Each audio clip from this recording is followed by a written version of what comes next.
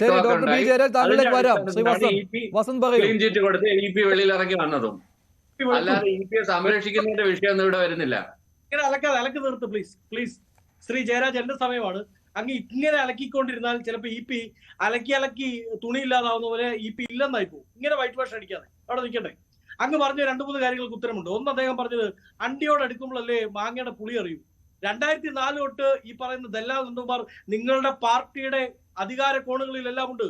സഹാവ് VS അച്യുതാനന്ദന്റെ ഭരണം തൊട്ട് അദ്ദേഹത്തിന്റെ മകൻ അരുൺകുമാർ വഴി പിന്നീട് പിണറായി ക്യാമ്പിലേക്ക് പോവുകയും ഈ പറയുന്ന വിഴിഞ്ഞം കരാറുണ്ടാകുന്ന സമയത്ത് പോലും മുഖ്യമന്ത്രിയുടെ ഓഫീസിന്റെ അകത്തളകളിൽ ദല്ലാൽ നന്ദകുമാറെ കണ്ടിട്ടുണ്ട്.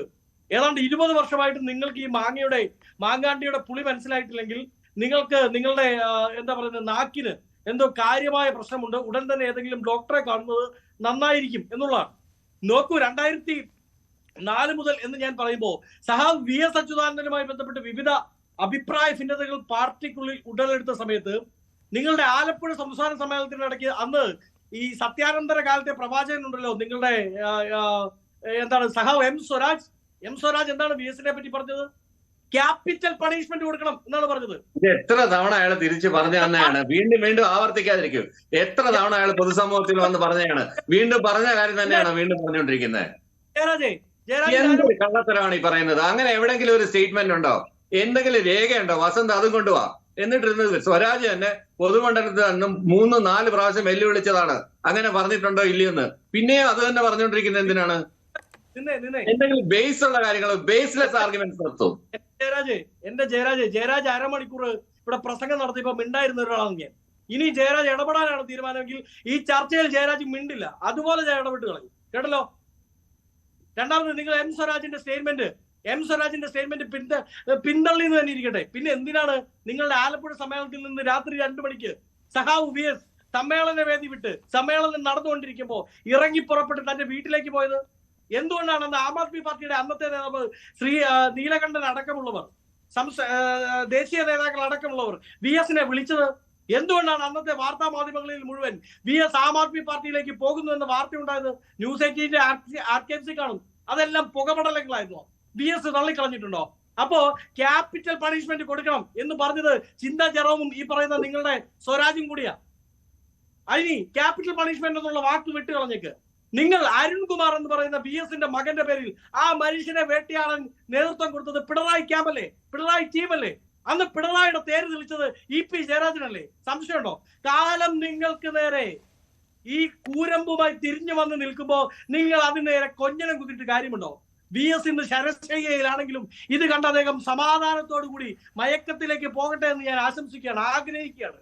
നിങ്ങൾ എങ്ങനെയാണോ VS അച്യുതാനന്ദനെ വേട്ടയാടിയത്, നിങ്ങളുടെ പാർട്ടി എങ്ങനെയാണോ അദ്ദേഹത്തിന്റെ മകനെ ഉപയോഗിച്ച് ആ പാർട്ടിയെ ആ മനുഷ്യന്റെ കുടുംബത്തെ വേട്ടയാടിയത്, ഇന്ന് അതേ കാലം പിണറായി വിജയനെയും പിണറായി ക്യാമ്പിനെയും VP ജയരാജനെയും അന്ന് പിണറായിക്കൊപ്പം കൂടെ നിന്ന സകലരെയും അദ്ദേഹത്തിന്റെ മകളുടെ അടക്കം പേരിൽ വേട്ടയാടുന്നു. കണ്ടു നിൽക്കുന്നത് കൈകെട്ടി കണ്ടു നിൽക്കാനേ നിങ്ങൾക്ക് വിധിയുള്ളൂ. നാണമാവുന്നില്ലേ? 2004 തൊട്ട് 20 വർഷമായി നിങ്ങളുടെ പാർട്ടിക്ക് ശരി വസന്ത് കാര്യത്തിലേക്ക് വരൂ. അല്ലല്ല CPM പറയുന്നത് ദല്ലാലിനെ കണ്ടിട്ടുണ്ട് EP, പക്ഷേ രാഷ്ട്രീയ ചർച്ച നടത്തിയിട്ടില്ല എന്നാണ്. തെളിയിക്കാൻ പറ്റുമോ എന്നുള്ളതാണ് അതിന്റെ അർത്ഥം എന്ന് പറയുന്നത്.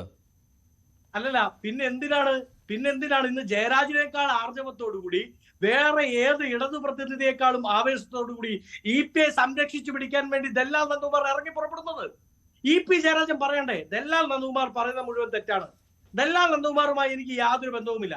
ദല്ലാൽ എന്റെ അഡ്വക്കേറ്റ് ആവേണ്ട കാര്യമില്ല, ഞാൻ അയാൾക്ക് വക്കാലത്ത് കൊടുത്തിട്ടില്ല എന്ന് EP ജയരാജൻ പറഞ്ഞാൽ തീരാവുന്ന വിഷയമുള്ളൂ. EP ഒരു വാക്കും ദല്ലാലിനെതിരെ പറയില്ല. EP ഒന്ന് പറയും, എന്നിട്ട് ഉടൻ തന്നെ അദ്ദേഹം ദല്ലാൽ എന്നുള്ള പേരങ്ങ് മാറ്റും. എന്നിട്ട് അദ്ദേഹം മറ്റു കാര്യങ്ങൾ പറയും. മാധ്യമങ്ങളോട് അദ്ദേഹം പറയും നിങ്ങൾക്ക് വേറെ പണിയില്ലേ എന്ന് ചോദിക്കും. ശോഭയെ കുറെ കുറ്റം പറയും, K സുധാകരനെ കുറെ കുറ്റം പറയും. ഇത്രയേ EP പറയുകയുള്ളൂ. ദല്ലാളിനെ കുറിച്ച് പറയാൻ EP ജയരാജന്റെ നാവ് പൊങ്ങില്ല. അത് ദല്ലാളിന് പറയാം. അതാണ് ദല്ലാൾ ഇന്ന് ആത്മവിശ്വാസത്തോടെ പറഞ്ഞത്. എത്ര എടുത്തു മാറ്റിയാലും ആര് വിചാരിച്ചാലും EP-ക്ക് ഞാനുമായുള്ള ബന്ധം ഇല്ലാതാക്കാൻ കഴിയില്ല എന്ന്. തൽക്കാലം മൊബൈൽ ഫോണിൽ നിന്ന് ബ്ലോക്ക് ചെയ്ത് വെക്കാം ദല്ലാളിനെ. ദല്ലാൾ ഇന്ന് ആത്മവിശ്വാസത്തോട് പറയുന്ന കാര്യമാണ്. ഒരു ദല്ലാൾ വന്നിരുന്ന് വെല്ലുവിളിക്കുകയാണ്. ആരെയാണ്? CPM-നെ. അല്ല ശ്രീ മഞ്ജുഷ്, ദല്ലാൽ നന്ദകുമാർ വളരെ കൃത്യമായി ഇന്ന് പറഞ്ഞല്ലോ. പടച്ചവൻ, പാർട്ടിയല്ല പടച്ചവൻ പറഞ്ഞാലും എന്നെ ബ്ലോക്ക് ചെയ്യാനോ എന്നിൽ നിന്ന് മാറി നിൽക്കാനോ EP-ക്ക് പറ്റില്ല. ആ പടച്ചവൻ ആരാണെന്നറിയാമോ?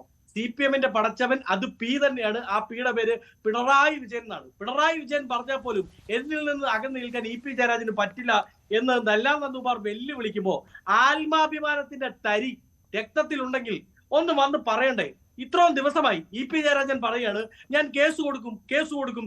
എത്ര ദിവസമായി? ഇതുവരെ ശോഭാ സുരേന്ദ്രനെതിരെ കേസ് കൊടുത്തോ? കെ സുധാകരനെതിരെ കേസ് കൊടുത്തോ? ഈ ചാനൽ ചർച്ചകളിൽ മുഴുവൻ EP ജയരാജനെ വലിഞ്ഞു മുറുകി ഉരിഞ്ഞ് പുറത്തിടുന്ന ഏതെങ്കിലും ഒരു വക്താവിനെതിരെങ്കിലും നിങ്ങൾ 504 പ്രകാരം കേസ് കൊടുക്കണ്ടേ? കേസ് കൊടുക്കാൻ പറ്റില്ലെന്നേ ഞാൻ വളരെ കൃത്യമായി പറഞ്ഞു. 20 വർഷത്തെ ബന്ധമാണ് ദല്ലാൽ നന്ദകുമാറുമായി. I am very precise on that. 20 വർഷത്തെ ബന്ധമാണ് ദല്ലാൽ നന്ദകുമാറുമായി EP ജയരാജനുള്ളത്. അത് VS അച്യുതാനന്ദനെ വെട്ടാൻ വേണ്ടി അന്നത്തെ പിണറായി ക്യാമ്പ് വളർത്തിക്കൊണ്ട് വന്ന ബന്ധമാണ്. അന്ന് തൊട്ട് ഇങ്ങോട്ട് കോൺഗ്രസ് നേതാക്കൾക്കെതിരെ, BJP നേതാക്കൾക്കെതിരെ, പ്രതിപക്ഷത്തുള്ള വിവിധ നേതാക്കൾക്കെതിരെ എടുത്തുപയോഗിക്കാൻ വേണ്ടി ദല്ലാൽ നന്ദകുമാരെ ഇവർ ഉപയോഗിച്ചിട്ടുണ്ട്. ദല്ലാൽ നന്ദകുമാർ എല്ലാ കാലത്തും CPM-ന്റെ മൈക്രോഫോൺ ആയിരുന്നു. എന്താ സംശയം? ഒരു കാലത്ത് അത് പിണറായിയുടെ മൈക്രോഫോൺ ആയിരുന്നു. പിണറായി പറയാണ് പാപിയുമായി കൂട്ടുചേർന്നാൽ ശിവനും പാപിയാവും. ഒരു ശിവനെ നമുക്കറിയാമല്ലോ, ശിവശങ്കരൻ. പിണറായി എന്ന പാപിയുമായി കൂട്ടുകൂടി അവസാനം ഒടുക്കം ജയിലിൽ പോകേണ്ടി വന്ന ശിവശങ്കരൻ. ഒടുക്കം പിണറായിക്ക് വേണ്ടിയാണ് ഇറക്കി പുറപ്പെട്ടിരിക്കുന്നത് EP ജയരാജൻ.